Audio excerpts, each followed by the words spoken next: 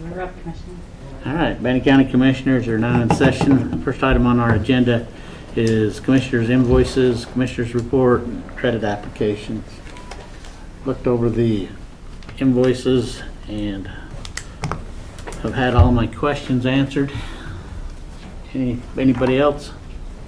Nope. Mr. Chair, I'd move that we approve the Commissioners' invoices and reports as presented. We have a motion. All in favor, say aye. Aye. Aye. Next, we have salary rate approval forms. The names on these are interesting.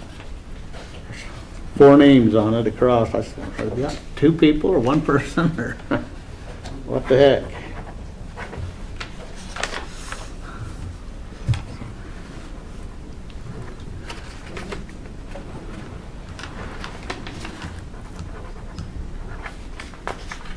Mr. Chair, I'd move that we approve the salary rate approval forms as presented. We have a motion. All in favor, say aye. Aye. Aye. Next on our agenda, we have certificate of residency.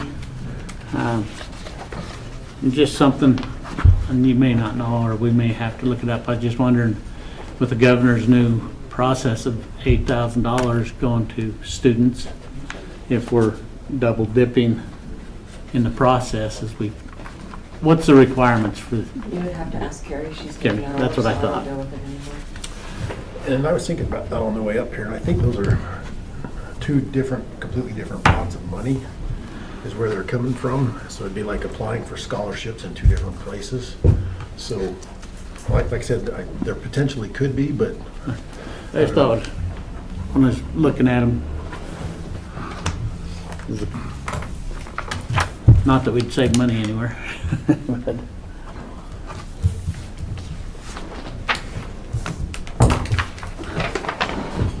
Mr. Chair, I'd move that we approve the, what is that? Certificate of residency. Thank you.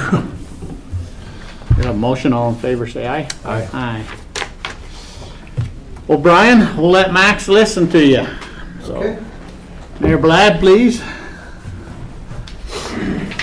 Sounds great to me. I'm happy to follow Max anywhere he goes, but I'm happy for him to listen and be glad that he's in income and not Pocatello, probably. Well, I know he was very grateful for help a month or so ago from Pocatello. Well, he mentioned that, so it was all right. That was easy. As a resident of Ecom, so was I. You like your water, huh? Well, Marsh Valley's not in school because Aramo doesn't have water right now. I see. Well, I will tell you, if we can't help other communities and other areas, then what good are we, quite frankly? And so we have resources, and I'm just grateful that the other mayors every now and again will call and when they're in need and do something. Thank you. So, no, that was great. Commissioners, thank you very much for taking a few minutes with me today. I usually go over time, and you're always very generous to let me do that, and I appreciate it. We usually have a very large update. I've got a pretty big update right now, but I can cut it off at any time if you need me to do that. A couple of things that we've been working on, that I'm working on in Pocatello. I had an opportunity about a year ago to go on what they call an honor flight. Now, I don't know if you know what an honor flight is, but if you've listened to the radio, you've heard Melissa talk a number of times about the honor flight, where Idaho is one of about 4 or 5 states that does not have an honor flight chapter. In fact, we don't have an honor flight, and every now and again the Utah honor flight will allow an Idaho veteran to go with them. And what they do is it's an all expense paid trip for the veteran. We need a guardian, and that guardian has to pay for the trip. But it's a round trip from here to Washington, D.C. We visit the different memorials for the veterans. We have a big program for them in the evening, and then the next day we bring them. We come home, and so it's a very quick trip. It's very, very fast, but it's a great trip. I had the privilege of being I was going just to see what it was like and see what was what it entailed is the reason I went the first time. And a couple days before then, they called me and said, hey, we have one veteran that does not have a guardian, and wondered if I would be willing to be that guardian. And I said, well, sure, what do I do? So, well, you pick him up from home, get him to the airport, and you're his companion and the entire time. You don't leave his side. If they need something, they need help, then you're there to help them. And so I said, sure, I can do that. I mean, who is this guy? Didn't know him from Adam. And ended up with a guy that was incredible, and became a lifetime friend. And he was, it was kind of interesting, kind of standoffish. We have a hotel room, we stay in the same room, and that night he just opened up and started talking about his experiences, something he had never been able to do. It's just incredible to be a part of that. And so I said, why don't we have one in Idaho? Doesn't make any sense. And so we are starting one in Idaho. We have a meeting coming up asking any veterans or anybody that is interested in helping. We're just right now in the middle of forming this and getting this up and going. And so on the 27th, Tuesday the 27th at 6:30, we've been asking anybody and everybody that would be interested, veteran or not, if you're interested in helping with something like this and being a part of this, then we're asking to come to a meeting, learn more about it, and we're going to try to get this honor flight up and running. We've been working with the Honor Flight National, and they've been incredible to work with. They're just great. Right now, the Utah chapter out of Salt Lake probably makes 5, 6, maybe 7 trips a year back to DC, taking veterans. We just need to get as many veterans back to see that, if they can, their memorial. Many haven't been there, so we have a focus on obviously the from Vietnam and the works. Where any of them, we want every veteran that we can get on that plane to go. We had about 110 veterans, I think, when I went with the Utah chapter. They have about 100 to 130 or 40 every time they go, and they go about, like I say, 6 or 7 times a year. I would like to get it so we're going once, twice, maybe 3 times a year. From Idaho, we would definitely be pulling people from the Boise area here, from Pocatello, Idaho Falls, Twin Falls, up through to Missoula and Bozeman. If we needed to, we'd pull a few up from Logan and Ogden and stuff, if that was the case. But we are hoping to get this up and running. It's a great program, and so just if you're interested, and anybody you talk to, anybody you run into between now and the 27th, City Hall, 6:30. City Hall. We'll have this meeting, and hopefully it turns out the way I'm hoping it turns out, where we can get some veterans back. It's like I say, it's a free trip to the veterans, but the guardians have to pay, and then the people that go, that run it, the chairman and stuff like that, they all pay as well to go. So the ones that theoretically, the ones that are only going for free are the veterans, and we would end up chartering a jet from Pocatello to DC. That jet stays in DC, waits for us for the day and a half, 2 days, and then brings us back. And so it's we've got a lot of work ahead of us, but that's something that we've been working on, and it's hopefully we can get that up and running. We've got another thing that I've been working on. We've got a mental health coalition that I've been working on for just over a year. You've seen the signs out that say you belong, you're valued.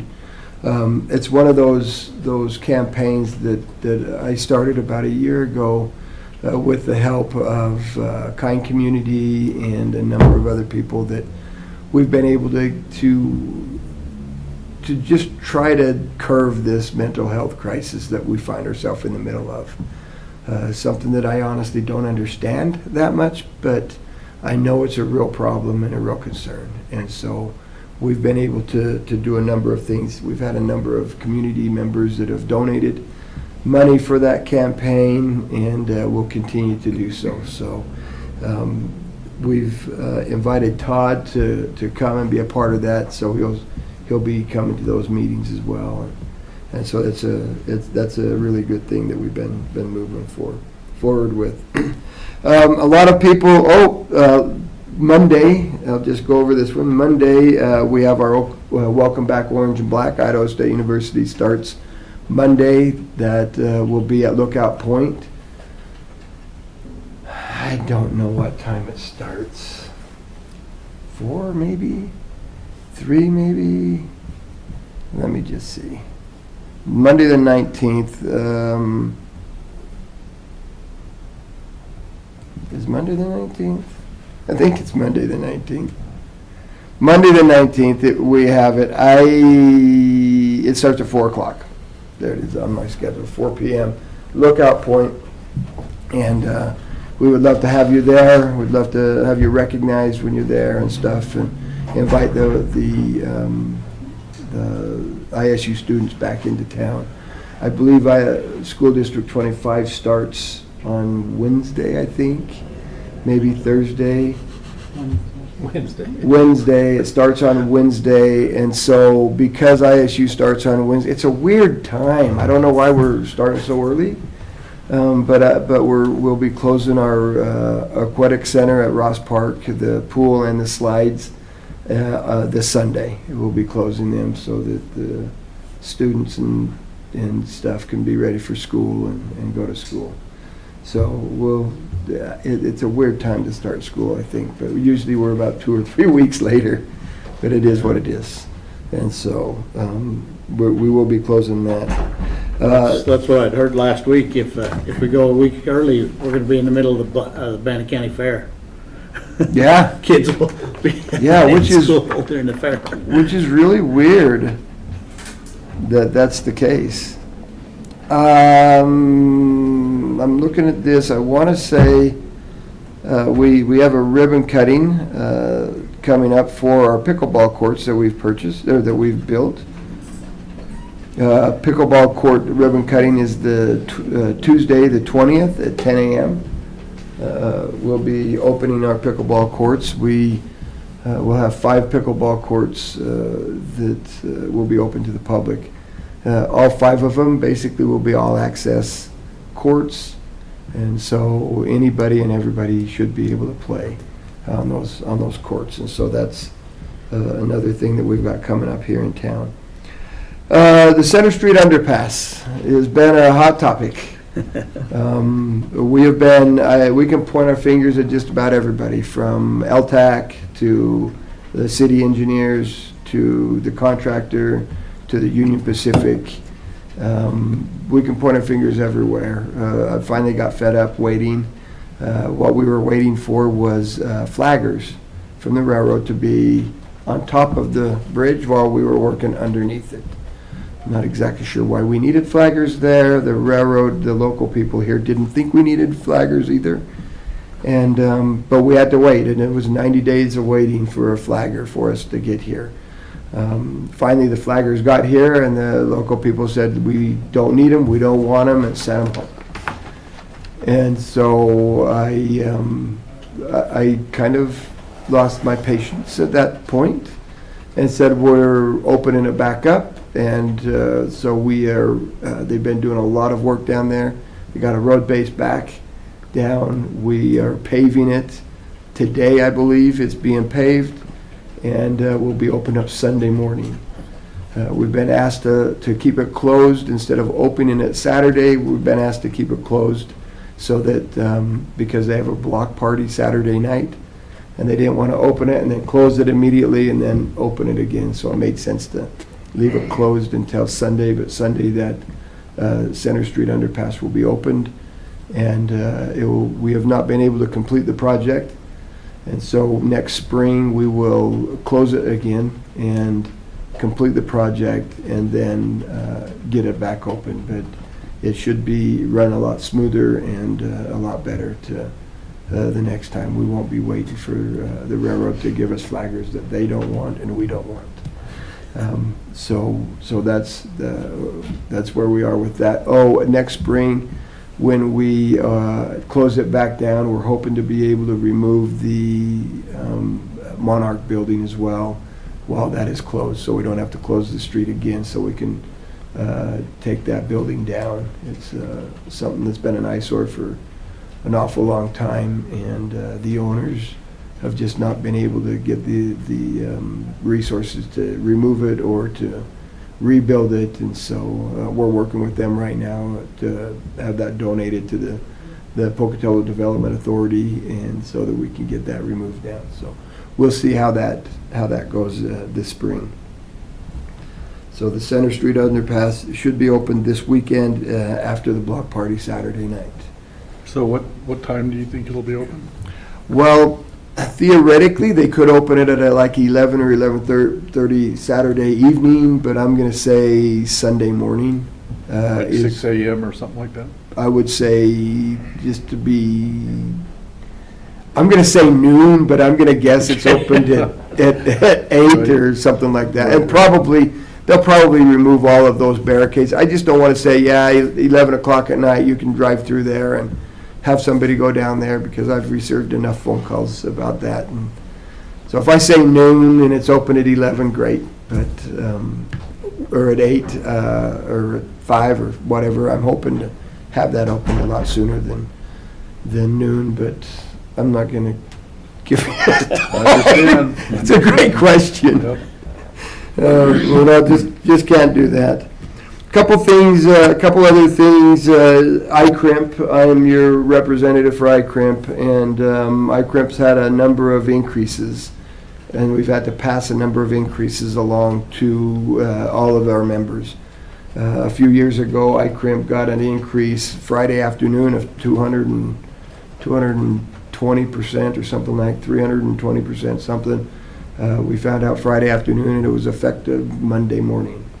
And so we had to do a lot of different things. We kept the rates as low as we could for another year. I think we had a 15% increase the next year. This year, we planned on a 15%, ended up being a 30%, I think. Do you know what it was?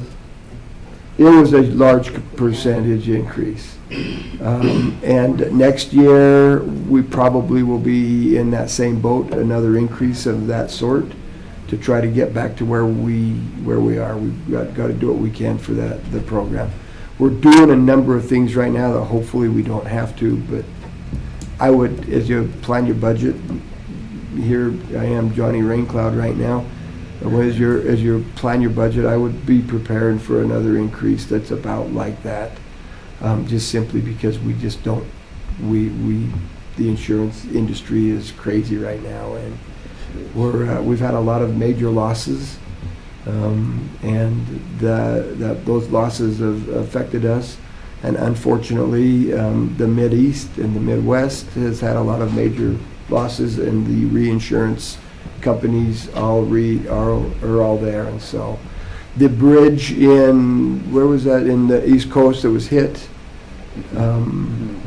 is also reinsurance companies. There's about 300 different reinsurance companies that are involved with that one, and it's going to cost them all a lot, which is costing us. And so unfortunately, that's how insurance works. But if you have 43%.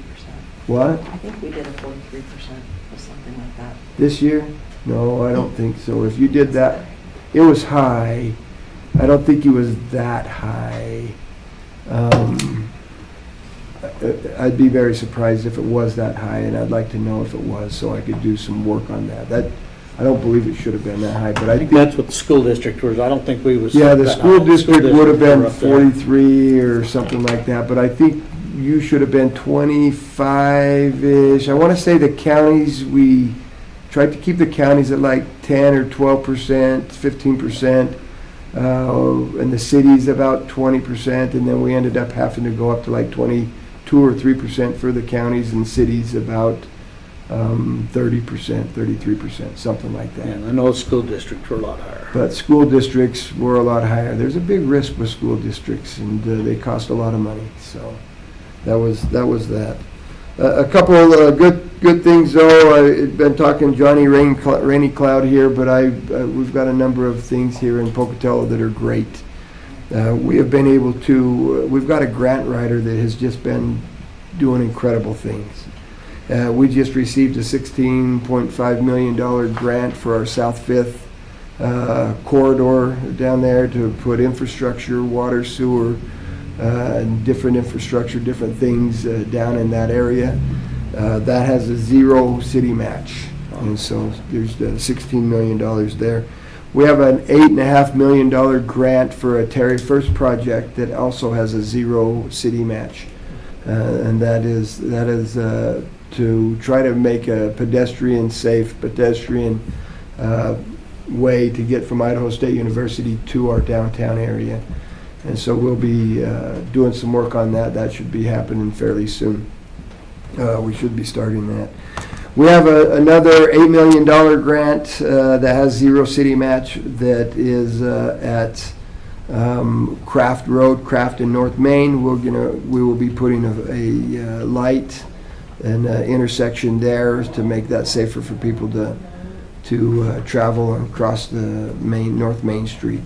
We will move Gaethje Road up and over. It will come out where the porta potties sit right now, somewhere in that general area, to stop that conflict of every 3 feet you have to stop because somebody else is moving in and from a different area on the road. So we're going to kind of fix that. Get a light put there, and that's a grant that is zero match. The city has also received $1 million grant for trees throughout the city of Pocatello. So we have the ability that if we have trees that are in bad shape, we'll be able to remove them. We'll be able to replace those trees with new trees, and so that's also a zero city match as well. So we've received a lot of different grants. We do have a grant of another, I want to say it's $7 or $8 million. We'll be putting a light at Pearl Street, the Highline Pearl El Rancho four-way stop. We'll be putting a light there soon, and we'll be doing some upgrades to the road and things through that area. And so Not a roundabout? not a roundabout. Sorry. We're not going to have one of those. And so we have a lot of projects that we're involved in. We're going to continue to find more and more projects for our community to help make our community better and better every day. And so I don't know if you did the math on that. I haven't, but huh? No. I was going to say Christy probably did it in her head as I went through it, but it's right around $50 million, I think, dollars of zero match to the city, but 100% benefit to our community, and so it's some really good things happening there. So, with that, I could continue to ramble on and tell you a number of things, but I would love to answer any questions you might have, and get out of your hair. No, I'm happy to finally get that light up on Hawthorne and Quinn. That was.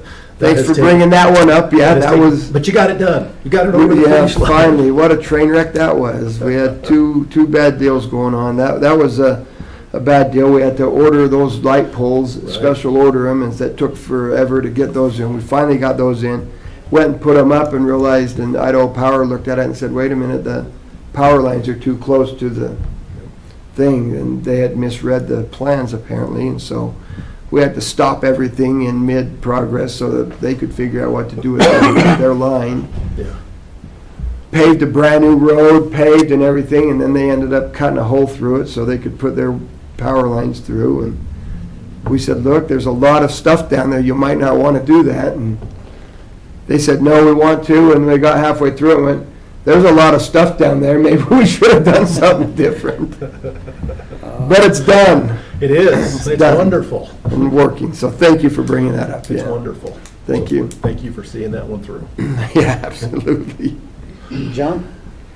Well, I'm glad to hear about the Center Street underpass. I know that's been a challenge for the downtown businesses, so I'm sure they'll be happy. Yeah. And I'm glad you're not putting in any roundabouts. Yeah. John and I, or Commissioner and I have the same feeling of roundabouts then. That's why I brought it up. That's You know, right. I'm not for roundabouts. I am not either. I don't think they're a great tool. But that being said, but I will say, traffic, we've done a traffic count to see, we've put 7,000 cars in our downtown area, 7,000 more cars this year than we did last year with all 3 access points. And so we've got a great community that when there's something there, they respond, and it's interesting, and hopefully we keep those 7,000 extra cars going down when that underpass is open. But yeah, pretty good. It's a mess anyway for those small businesses. So, I just want to say thank you too. We're moving forward now on 6th Street. Appreciate your help there. We're gonna do some stuff up at the event center, build a school up there and stuff. I mean, so we're gonna be filing a few applications for building permits, and but I appreciate all your help there. well, with that, I didn't realize we had an issue until you spoke to me, and so I'm glad that you spoke to me. If we run into any more of those issues, please reach out. Let's not wait 3 or 4, I don't know, 5, 6 months. I don't know how long it's been, but it's been too long. We should be turning those permits around within a week. So, I appreciate it. And- Absolutely. And we'll have better communication between us Yeah. in that area. no, thank you. We're trying to let it work the process, and sometimes we have to move the process along. So, Thank you. Yeah. That's all I can say. absolutely. Yeah. So, Okay, Commissioners, thank you very much. Appreciate your leadership and appreciate what you do for Bannock County. thank you. Yep, thank you. All right, Mayor Schaefer. Andy. Brian, I want to borrow your grant writer for a week or so. Everybody needs one like Oh, that, man, so. that's great. Yep, thank you. Come on up, guys.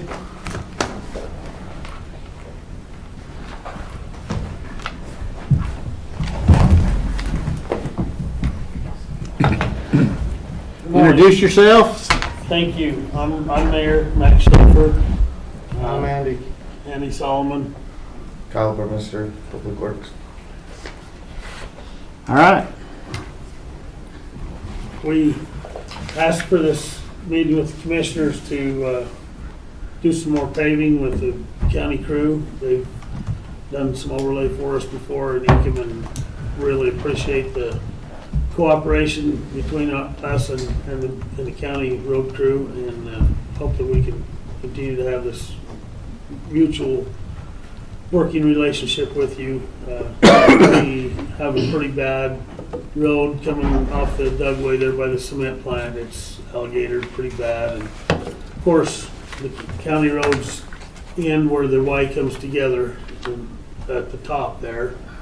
So we'd like to just pave down around that corner, and of course there's the bridge and the railroad tracks, and then out to the stop sign.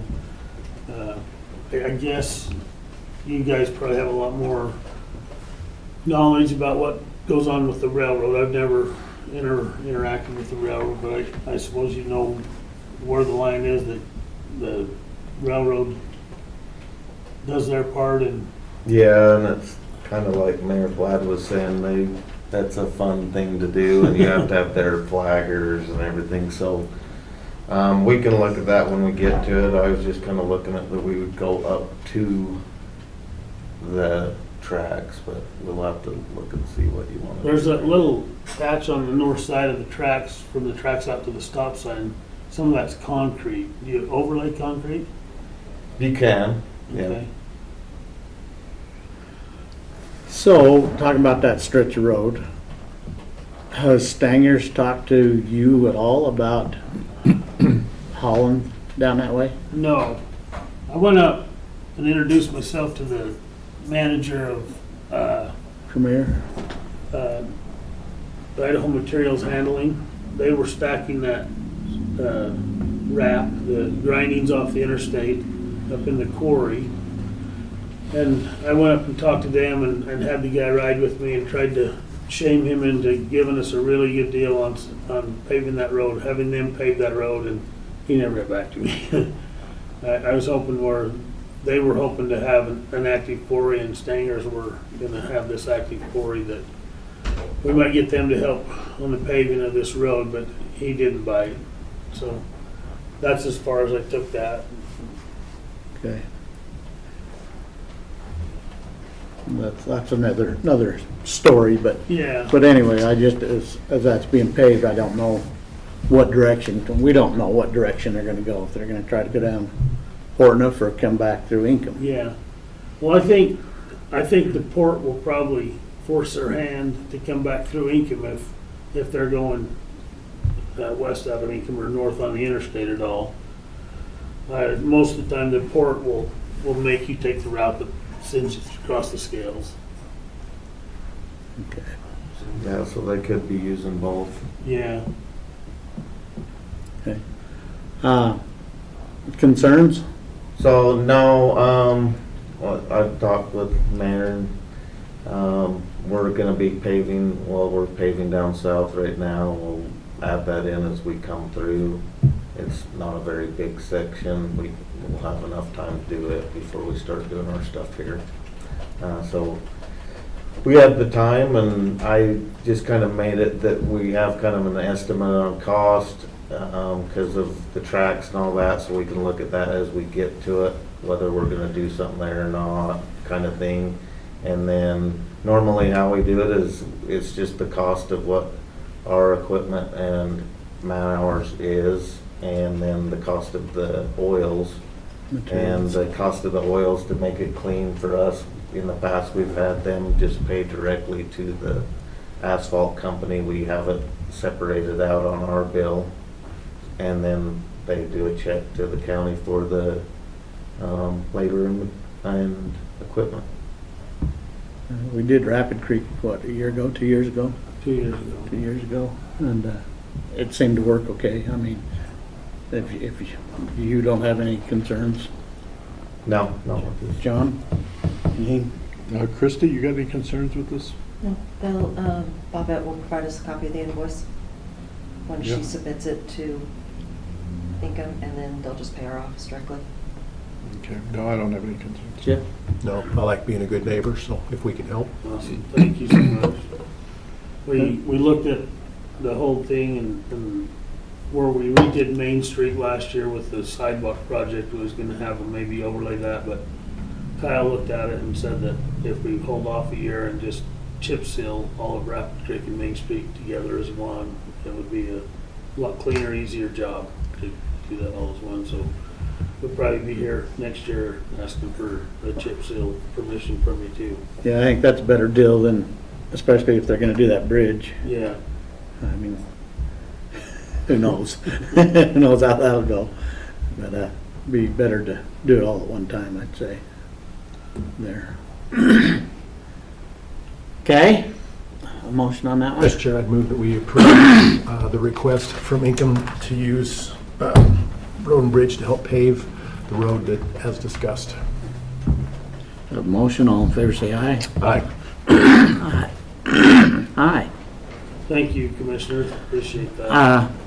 Got another question that was brought up to us, and I don't know if you guys got a map and, I got some stuff from not Miss Christie, but Christie downstairs, showing some of the, so there along the old highway yep, by the bank, the Village Mart and the post office, we actually have 4 parcels that are Bannock County properties that intersect back there. So here's the caboose. Yeah, I'm looking at it. Oh, you got it. And so there's where the caboose is, there in Inkom, or the snow shack, whatever it Snow is shack. now. So we actually, they all have the same parcel number on them. no, okay. but there's 4 parcels there that are Bannock County properties. And so we've talked before about this, and the suggestion that come back to me is that we give these to the city, but you'd have to have them surveyed. Okay. And so I don't know what the cost would be on that, or something. It's something you can take back to your city council. But, I mean, the other option would be to put them up for bid, put them out for sale. Yeah. But there's Stevens Street in the middle of that one, there's Park Street in the middle of that one. So if you look at them, have you got these? I haven't, I know the parcel between the bank and the Village Mart and the one right next to the caboose.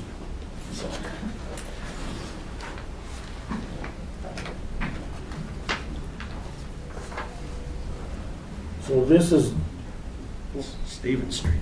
oh wow. Is it part of that house right there? Well, that's what it kind of looks like, it might go into that. That's why we probably need to have it surveyed. Yeah. Looks like the Village Mart is in part of this one, Oh, wow. which is Park Street. Yeah. And then this is the bank in between there, So- where they do all the parking. This is changing hands as we speak. Like this week, they're signing the papers to change hands. Why wouldn't the title company find that in a title search? You'd think they would, That's odd. but. And I guess that's why we need to survey it and see what's going on, and, Okay. yeah, when I looked at it, I mean, 2 of them are the streets. Yeah. So, Okay. if you wanna take them? Yeah. Show your council. Yep. But that's a discussion that we need to probably, like you say, move on a little bit and see if the city wants them. If not, we can put them up for bid. I think as far as the parcels that are part of the streets, that's probably just maybe a title company rewriting the legal description of the properties, making the streets part of the streets. Yeah, well, they probably end up having to survey them, Yes. just to make sure. Yes. And as soon as that survey's done, then go over here to the assessor's office Okay. and rewrite, and make sure it's written up right. Okay. But anyway, All right. Did Kyle leave? Don't leave, Kyle. I have one other question. The bridge on Pinkham Road as you leave Rapid Creek Road and start around the loop, there, that, it doesn't have a walkway on either side of the bridge. It's really tight. A lot of people walk across there. I just wondered if that had come up on the county's radar at all. I've been asked by the state on doing a loop through there for a walkway. We didn't necessarily talk much about the bridge. One of the biggest concerns was having, like on Ingham Road and stuff, enough real estate to fit it, because of the way the houses are in there and the hillside and different things like Yeah. that. But yeah, if they were looking at doing something like that, that would be a situation where, Those corners of the bridge wash out, you know, and it starts to come in to the road. I'm sure that you've probably put some stuff in there several times to keep that wash from coming right into the roadway. But it would be a good way to have an avenue to maybe look at grant funding if it was gonna be pedestrian. Because right now, like I said, the bridge is in okay shape, so it's not able to try to find grant funding just to change it. But if we were doing it for a reason like pedestrians, there could be an avenue there. well, I'd argue that the bridge is okay for the traffic that's now over that. I mean, it was basically a one-lane bridge. yeah, And with all the subdivisions and everything else, it's, I mean, yeah, the structural part of it may be okay, but the functionality of it, I don't think is. right. And so that road is half city, half county? I've never seen I think it's just county. I think it's a county road. The sidewalks around the church and stuff that border that road, Mhm. I think, are in the city, but I think the road itself is county owned. I think I was mayor when that happened. I thought it was half and half. Honestly, I thought that was our agreement, that it was half and half. I thought you guys annexed it so you didn't have to take care of the bridge when you did it. Hey, we can do that. No, like When he was the mayor. when he was the mayor, I think you annexed it so you didn't have to take care of the bridge. Well, I just remember that was part of the discussion, and I'm not sure what it was. Not Ecom Road, but the Jackson Creek portion. Right. Yeah, I think it's actually, we just do it because it's easy to be right there, but I think it's actually, I don't know, because the bridge is maintained by the county as far as I thought, so. Okay. I don't know, there is a little something back there.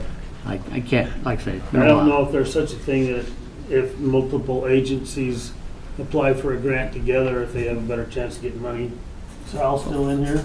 Well, but that's what we did with the city of Pocatello, is we worked with them on the grants that they was talking about out here on South Fifth.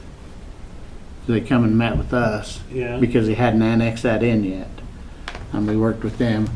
And then on Venture Way, I think that's half and half, isn't it? We've got Half of it that is county. switched. Is it That- now? Yeah. It's so all now- city? Yes. Okay. 'Cause that one and was the another one that Olympus. was half and half, city and county. We're trying to correct some of them issues. So yeah, now Olympus and Venture Way is just all under the city jurisdiction. Okay. So I can look into keep that. keep though. visiting with Kyle. Okay. Andy and Kyle can talk and talk about that bridge, but I think that if we could look at dual grants and pedestrian walkways, I think that would help us a whole lot. Yeah. Yeah, and that'd be good if the state's already looking at having that loop and kind of pushing in that direction to have something like that bridge be part of that discussion. Cool.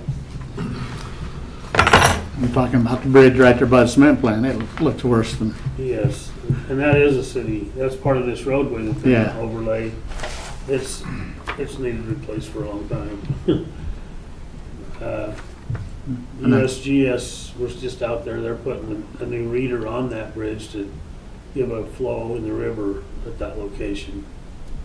So they're attaching it to the west side of the bridge there on the skirt of the bridge. But that's another bridge. If you're bringing 100 to 80 to 100 loads of gravel down that Dugway, that bridge is pretty skinny too. The functionality there is not right. I mean, Ashgrove had a separate bridge yeah, to go in and out of the plant, so. is there any more discussion about the legality of the Stanger pit? Yeah, there's lots. We just had made a decision as a commission. They have a non-conforming conditional use that they claim. They've got some affidavits from a couple of individuals saying that quarry's been used every year for 100 years, basically, and we're just kind of at a stalemate right there. But they're moving forward. They put a sign up Monday, Premier did, and we got a letter saying we're doing what we want. What if I put a weight limit on that bridge? That's your prerogative. I mean, you gotta have a reason for it. I mean, but I don't know, yeah, the structure of that bridge. I mean, I'm not trying to be, the bad guy and make Stangers do something but the reality is, I don't know what the structural integrity of that bridge is. well, there's that bridge, and then if they go the other way, there's in Black Rock, the little loop that has Yeah, a bridge that isn't that good. And then if you go the other way and go all the way down Portneuf, you're gonna intersect with all our trucks coming in and out of the landfill. yeah. I mean, so all the routes are questionable, in my opinion. Okay, we may have, to hire an engineer to do structural integrity on that bridge, see where we're at. May save somebody from going in the river, Yeah. honestly. I don't know. Okay, All right, thank you so much. Thank you. Appreciate you. all right, Daniel.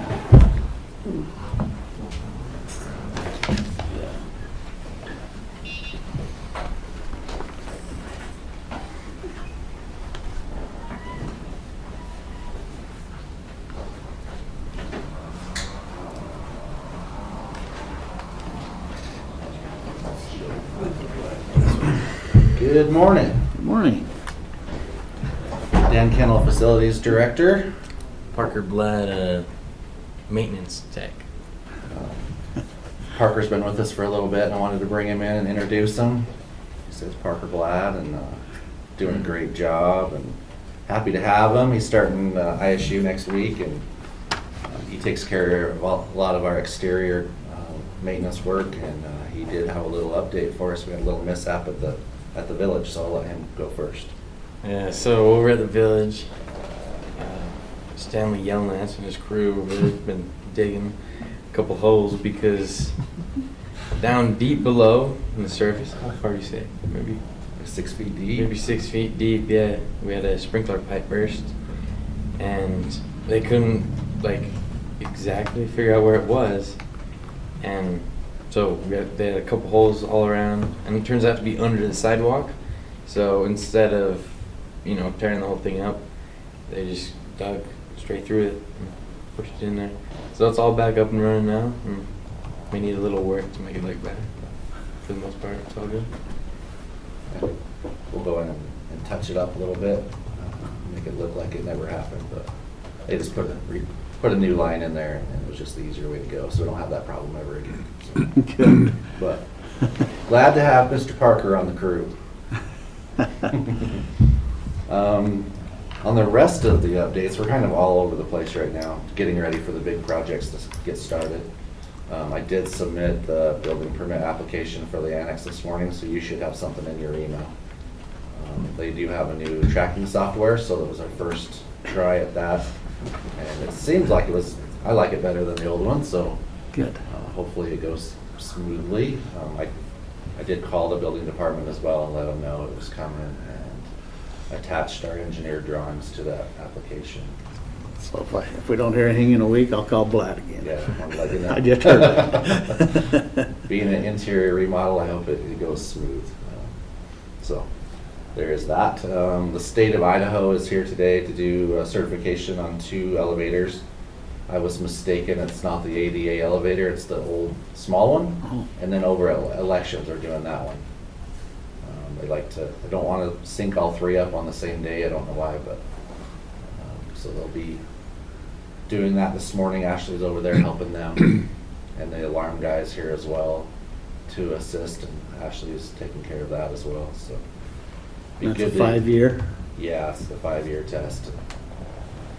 Christie is helping us budget for that, kind of watch it on the radar better, and so we're ready for them as they pop up, because they're not cheap, I've done, so. Yeah. Courtroom 320, the drywall is ready for texture. Electrician has his rough in done. The molding has been ordered, and the countertops are going to start arriving probably tomorrow. So it's moving right along. Looks fantastic, and I think Judge Jarman is very pleased with how it's looking. We got our striping machine, and it was kind of a figure it out yesterday kind of day, and I think I love it. It works great, and we're gonna try to spray all of the lots in August, all the ones that need it. Road and Bridge, I think we're gonna do next week on Thursday and Friday. But anyways, the machine goes really smooth once you get it rolling. And I think I've got it figured out now. Switching colors is a challenge, so I'm just gonna go straight yellow, and it sprays super fast. It looks really good. Yeah, so excited for that. And over at Lander, we have a business next door. When you're spraying, the ones underneath the, whatever it is, Canopy thing? canopy, Yeah, let's take a spot out of there. okay. I mean, A little tight. well, if you look at the way Steve parks, he takes 3 spots. Yeah. I mean, Yeah. Okay. Jason's here, Steve takes 3 spots here, and then we try to divvy up the other ones. Let's Okay. take a spot out of there and Yeah, make it the parking a little better. yeah. I'll block those out and then put new ones in. Yeah, Okay, good idea. or even if you did the loop, like in some of them parking lots, so that it just widens everything out just a little bit, you know? I'll come get you before I start. Yeah. But like I say, if we do the courthouse and the road and bridge, it pays for that machine. So I think it's gonna be great. As long as we keep it clean, it will last forever and ever. It will. Yeah. At Lander, there's like a mental health clinic that's next door that's kind of taken over that parking lot, so I kind of blocked off some of those spots. If you happen to drive by, there's some orange cones over there. Just shut it down. I didn't know when that thing was going up for sale for sure. Well, even if the drug testing, they can do that out front. They can Okay. park out front. Okay, I mean, if we're having problems with people in that parking lot, shut it off. okay. Okay. All right. As far as maintenance goes, we haven't had any big breakdowns. I called our landscaper, and he's gonna be on call. He works with CM Construction quite a bit already, so we're gonna try to keep the sprinklers on. I don't want the grass dying because the main line goes under the ramp is the problem. Yeah. And so we'll work closely with them and keep the grass going as best we can. I'm sure Parker's gonna have to help out mowing inside the fenced areas if we have to, but Well, I know Scott has a bunch of hoses and sprinklers up there, or he used to. Yeah, we burnt through sprinklers this year pretty bad. we'll do our best to keep the place looking good while this is going on, but I know they don't want the ground super soft either if they're No. gonna store stuff, but for the most part, I wanna keep it looking like it does right now, so. Parker's done a good job of bringing these properties up looking good and green, so I don't wanna let it go. And, we had a funny one over at the detention center. Those locks are kind of a special order item, and we always try to keep them on our shelf. And if they go out, it takes a while to get them in. So I have a stockpile of them, but we had an incident where they were pushing a button and it was opening multiple doors. And the last batch that got rebuilt, they had a short in them, so it was actually electrifying the door frame and opening multiple doors. But they were testing, it was 24 volts was going through the frame because the wire was shorting out, so. Razor Electric actually spent all day with the alarm company over there trying to figure out where, we figured it was a wire somewhere, but it ended up being the lock. Really? So it was, yeah, I have to thank him, he did a great job of going through that, figuring it out, because we were at a loss trying to figure it out, the alarm company couldn't either, so. So nobody was touching the door frames, huh? I guess not. It was, I had to come in at, 10 o'clock at night once because they couldn't get a door open, so I took the lock off and it just started. By using that batch of blocks that got rebuilt, it was all 4 of them had a short in them. So every time we replaced the lock, it was getting bigger and bigger the problems. And so Seth called and said, I opened door 1 and door 2 opens, and all the doors are starting to open, and it was just because it was lighting up the whole place, so. Wow. But Razor did a great job figuring it out, got it fixed, and we'll let that alarm company know next time that you gotta watch out for that. They must have had a new guy or something rebuilding it. That was interesting. Wow. Yeah, but as far as that goes, I'm hoping to get, those lots painted in August, and other than that, we're just gonna watch CM construction and whatever we can do to make it safer for the public as they go, we'll jump right in and help out. So when do you think the entrance on 6 will be closed? Monday. Monday? Should have equipment showing up today and tomorrow. We're gonna park it right on the road where it's blocked off. And I think Monday that road's gonna be gone. The entrance will be closed. So we probably ought to have a little discussion with the people in the assessor's office. They're the ones that are gonna be affected a lot because they're still gonna be coming through there. Yeah. And then if they're coming over here, happen to go out to the sidewalk and across, would you kind of cover some of that a little bit with them? Yeah, and we've actually stayed in close contact with them. They're gonna leave a section of sidewalk just for their door, and they're gonna leave that the whole time, so. It will be a lot of walking around the buildings as we get this figured out, but they are leaving that south door accessible, so. But I think I talk to Anita almost every day about it. Okay, people have the habit of trying to take shortcuts. Yeah, I just want to avoid that. yeah. We got the VIN inspection lane opened up over there, so the girls will start sending people over there and see how it works. And if we have to adjust or add more arrows or whatever we have to do to make it safer for people, we'll jump right on it. And the project over there, actually, it kind of has got started a little bit with just the insulation removal. It's gonna take like 2 weeks for them to vacuum all that out of there. And Dylan's been great about emptying that dumpster like every other day almost, because it's a lot. Good. Yeah, so all is well. We got new lights up there so they can see and work better. And they were up there when the lightning struck. It was a scary day. And you saw it hit the steeple? Yeah, I think I was taking some sheetrock inside or something. And I think it hit the steeple right there by the church. Big old boom. It was kind of scary. Yeah. Well, it made somebody in this room swing at me in my office. Luckily, he was clean over on the couch. Oh, man. We had those guys out there handling those metal fence panels too. And they saw a little one. They said, you know what, we're going to back away from this thing. And it wasn't 5 minutes later. They were on the ground. Like it scared them good. So, but luckily nobody got hurt. Good. Okay. All right, thank All right, you. Thank you. Big things going on. Yes, sir. All right. Scott, you come up. Talk to you first.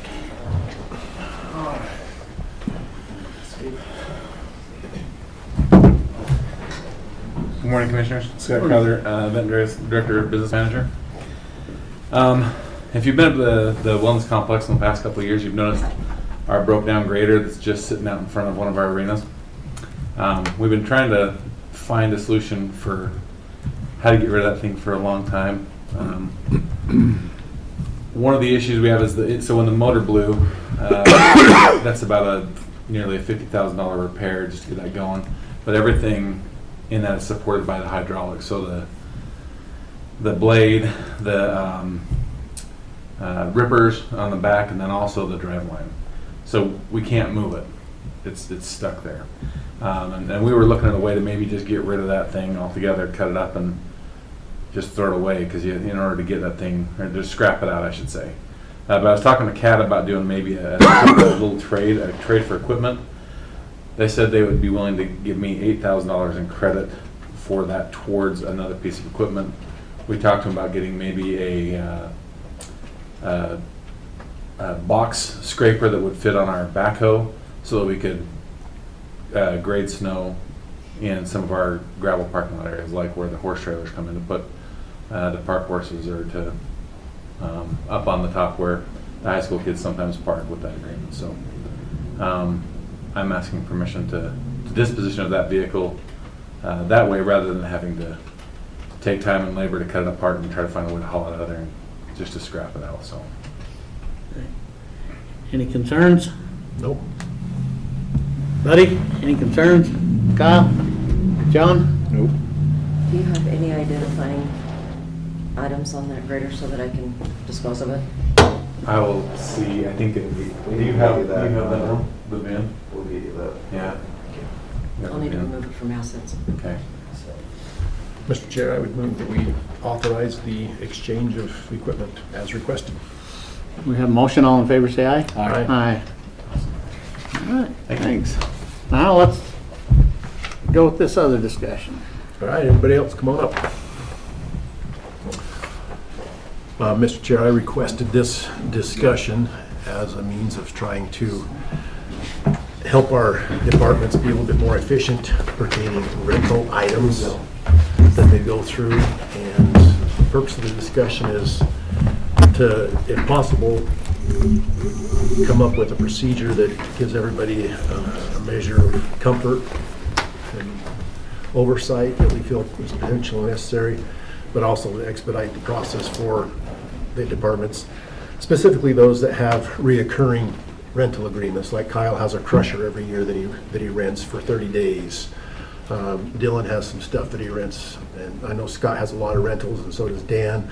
Scott's and Dan's are more as needed, but they're all short-term, 45 days or less, maybe 60 days or less. And so that's the discussion today is, can we come up with a procedure that, once we approve a budget that has rental amounts in it, and in some cases, specific rental items, that we delegate authority to those department heads to go ahead and sign those rental agreements for those pieces of equipment, so they don't have to come back before the commission multiple times throughout the year. And so Okay. I invited the group around to talk about it and get their thoughts and feelings on our direction. And I also asked Shannon to come, so if there's a chance that we can, or a possibility that we could work with 2 or 3 rental companies here in town to establish government pricing to make sure that we're doing the best that we can that way, that is a part of our discussion day as well. I think the biggest thing that we see is, we have like 3-4 things that, as Commissioner Huff said, that, you know, we kind of list them out on our budget of what they are each year. They're not like an emergency, and they're not that big of a thing for us to come in and get approved. Where I see a lot, and it's probably for these, is trying to get a pool together or something that we can have an approval with some of these rentals for tools and small. We don't necessarily do a lot of that, but I can understand where you guys are at with needing all sorts of things here and there. And so it kind of makes it hard when you have a $100 rental for the week or something to go through all that, just to, whether it was a pool or whether it was agreed on by the commission that we could rent from these places for them kind of things would help. In our world, the few things that we rent, usually it's an emergent situation, right? So last year, the spring runoff was so high that we were overflowing the pond, and we had to go rent a pump that day and start moving a ton of water. They were actually doing construction on that sewer project, and we were filling up the sewer lines with water. So that was like, we need to get that done like ASAP. I know outside of that, it's, a generator for the 4th of July if something goes down. It's usually like fast, not really time to come together for a meeting. I don't have it specifically identified in my budget. It just comes out of operating supplies. But it just it would be more of a convenience issue for me. We ran into an issue when we were doing the grandstands, we took the paint sprayer we had, the paint sprayer Dan had, and we burnt through both those fast, like fried the insides of them and took them in to have them repaired, and we had to get a paint sprayer, and it was easier for us to buy one than it would have been for us to rent one, just from the timeline we had.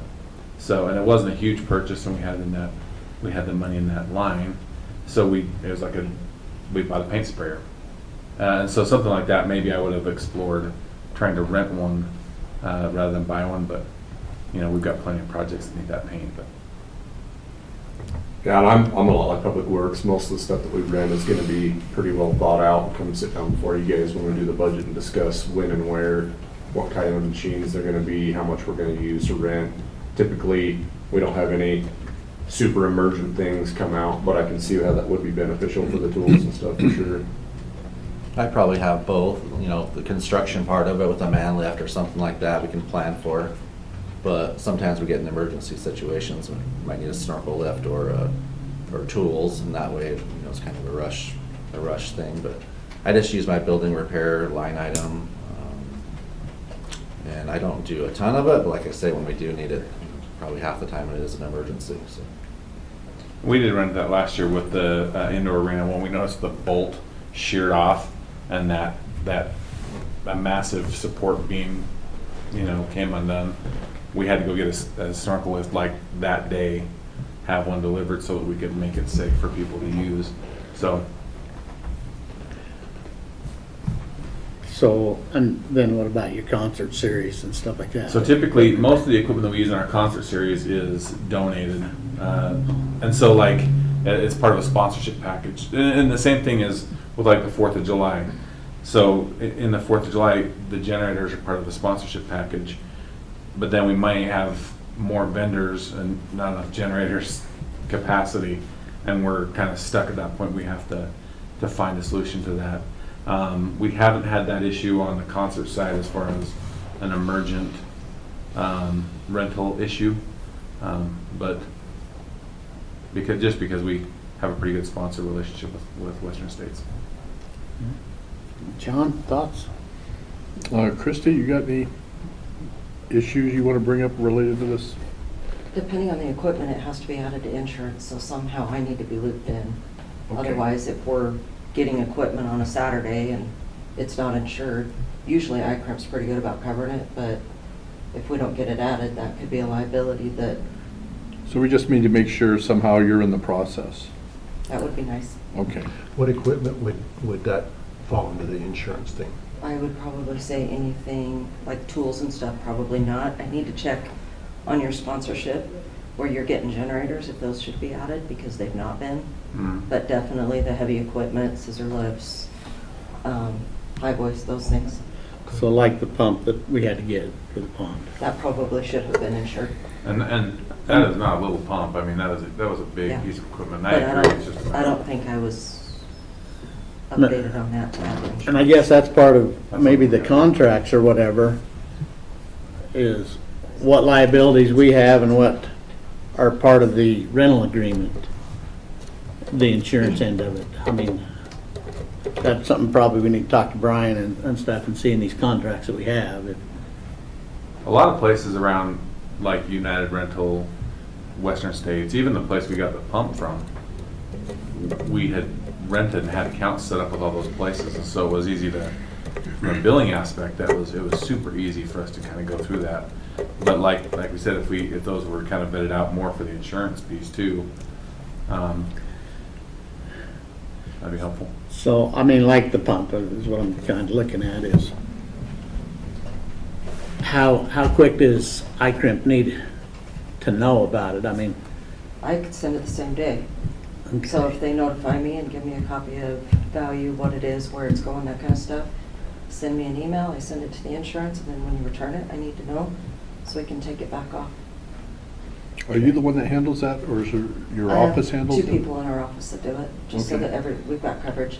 But because I check my email all the time, I like to make sure I'm on it in case somebody is gone. Is it the next working day that you're available that this gets done, or like if they do this on a Saturday? I tend to check my email 7 days a week. So ICRIM could be notified at 2 a.m. on a Sunday. Yes, well, no. But at 6 a.m. on. 6 a.m. on a Sunday, okay. That's a Shanda, any government procurement regulations we're gonna run afoul of with something like this? Right, depending on how the commission wants to set it up, I can just vet it out and make sure that it meets everything. But as we've discussed so far, we're in the clear. But if we want to set up, like Commissioner Huff started with, a pool, then I can help get a list of the needed equipment, right, set up contracts with companies. We can get those things moving, just depending on how best would work for everybody. Okay, and who is the lead on this project? Is it you or somebody? So who's gonna oversee this whole thing to make sure it's all set up? Well, I brought it to the attention today, so if you want me to take the lead on it and coordinate, I'll do that, or Shanda, or whoever would be appropriate, but Okay. I just wanted to try to help find a way for us to be a little bit more efficient. Well, I think it's a great idea. I'm glad you brought it up. I think it'll make government a lot more efficient, you know. Can you say and government it's efficient clear. the same? I did.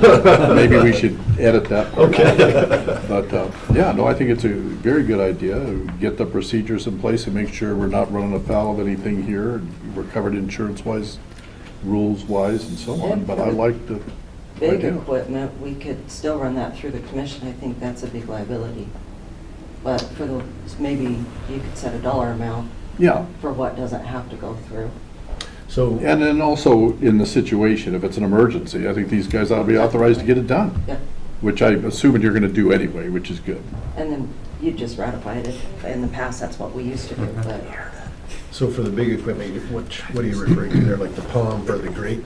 like the crusher, the things that you know you budgeted for, that you planned for, that, hey, I'm gonna go pick this up in a month. I mean, if you wanna give that authority, I really don't care, as long as it's covered on insurance. That's probably the only purview that the clerk's gonna worry about. And actually, we don't even need to worry about that, because it would ultimately fall upon the board. But because we're responsible for that piece, I would just like to make sure that we're doing our side. Yeah, well, the general thought process was, like, for the ones that we know, that once the budget's approved, that would be us delegating authority then to go do that, so then it'd be incumbent on you guys to send the email to the clerk for the insurance when we're gonna do that, and maybe that's an update to the board. Again, us just talking through the process, but maybe that's the update to the board, just include in the packet that, hey, here's the email, we're renting this, and that's notification on the record, so it makes the insurance. I don't know. Well, I think that we need to kind of develop the process and the procedure a little bit. Because, I mean, we got to have the insurance, and then the dollar amount, I think that's a concern. And then I don't want it to get out of control a little bit. I mean, we got to do it with certain departments. I don't want everybody just thinking that they have $5,000 signing ability. You know what I'm saying? So I kind of, the limit that you was talking about a little bit of how much they're allowed to okay or whatever. But the other part is, even after it happens, I like to be notified if it is an emergency, so whether we're ratifying it or whatever, but That was one of the we things know. that I talked about with Kyle, I think, the other day, that potentially, if it is an emergency, you have to notify your elected official via email, text, whatever, And and auditing. so everybody's on that same page.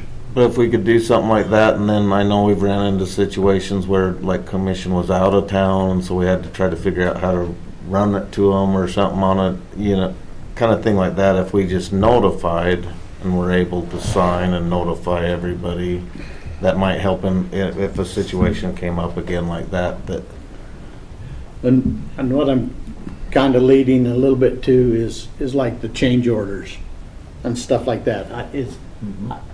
Is that, I think that is a little bit different from a contract that we've already signed. You know, if it's a change order, I think that we ought to be notified. Because the dollar amounts are usually going to be a little higher and stuff like that. Because what we've agreed to is this in the contract. And if we're changing stuff, I think that maybe we need to be able to look at them or. Mr. Chair, what I would ask is give me a week or two to work with these guys and auditing to come up with a procedure, bring that 95% big solution back to the commission, and go forward with that. Because again, I would like to try to have this in place if we agree to it by budget time, so everybody knows what we're doing budget-wise. And question for you, like with Scott, he doesn't necessarily have a rental line in his budget. Oh, he does?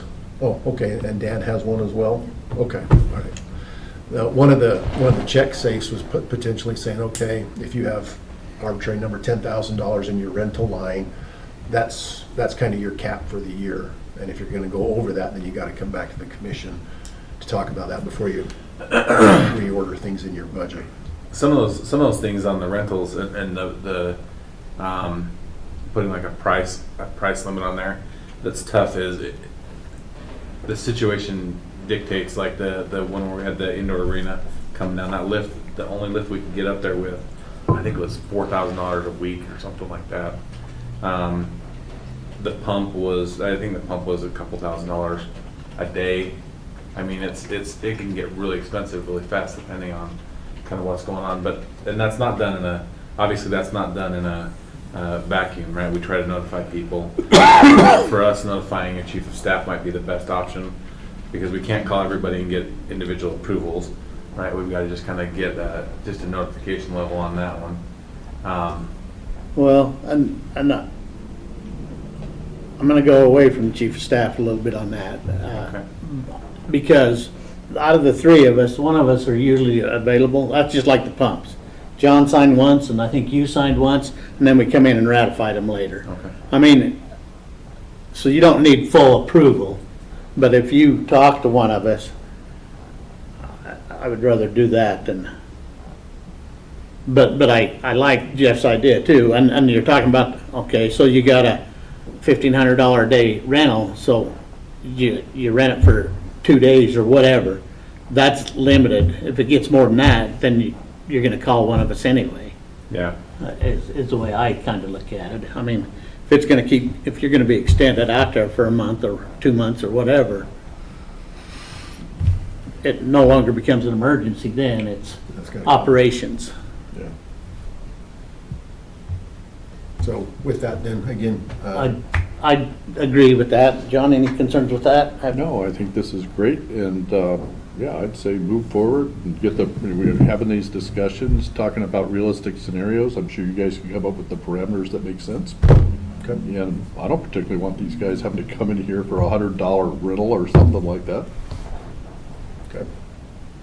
Okay, give me a couple weeks and we'll bring something back to the board then. All right.